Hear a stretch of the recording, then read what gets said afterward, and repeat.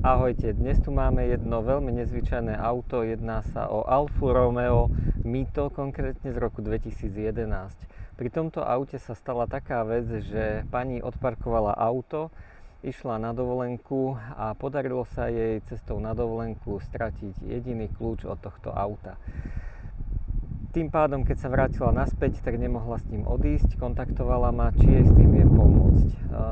Áno, situácia sa dá riešiť, takže sme sa dohodli, že prídem k vozidlu, otvorím vozidlo bez poškodenia, čo sa aj podarilo.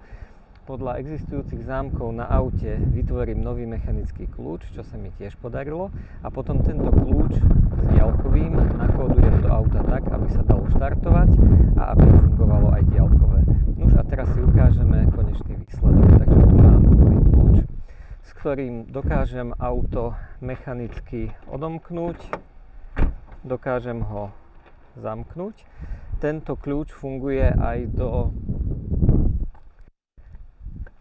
viečka na palivovej nádrži, takže naozaj v aute ostali pôvodné zámky nepoškodené.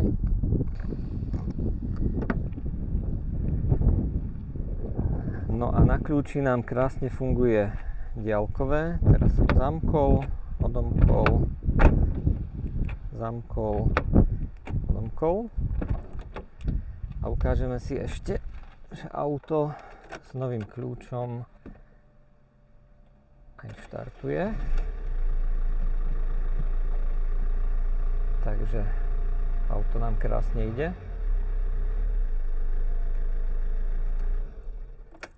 Celá situácia sa teda vďaka Bohu podarila vyriešiť. Pani má nový plne funkčný kľúč. Bolo to vyrobené zhruba za jeden deň po tom, čo mi pani zavolala, pretože nebolo to úplne akútne, mohol som riešiť ešte iné veci. A cena celého tohto riešenia v tomto prípade bola 350 €. Pre tých, ktorým sa to zdá veľa, tak chcem povedať, že keby sa objednával nový kľúč z autorizovaného servisu, tak len samotný kľúč by vyšiel na 700 €, plus by ho bolo treba aj tak nakódovať, takže auto by pravdepodobne tiež išlo na odťahovke do autorizovaného servisu. Takže aj strata všetkých kľúčov sa dá riešiť za lepšiu cenu ako v autorizovanom servise, dá sa riešiť rýchlejšie, pretože na nový kľúč by bolo treba čakať, tu sme to vyriešili behom 24 hodín. Ja som Jozef z Autokľúčov Ivanka. Keby ste mali akýkoľvek problém ohľadom autokľúčov, neváhajte sa na mňa obrátiť.